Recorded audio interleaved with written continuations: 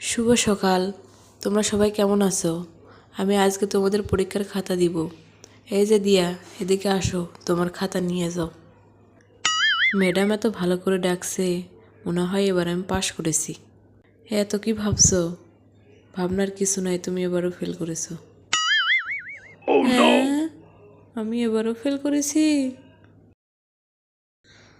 এই যে গাধা, ধরো তোমার খাতা। তুমি এবারও A+ পাইছো, বুঝলে? হ্যাঁ, বাসায় গেলে এবার কি হবে আমার?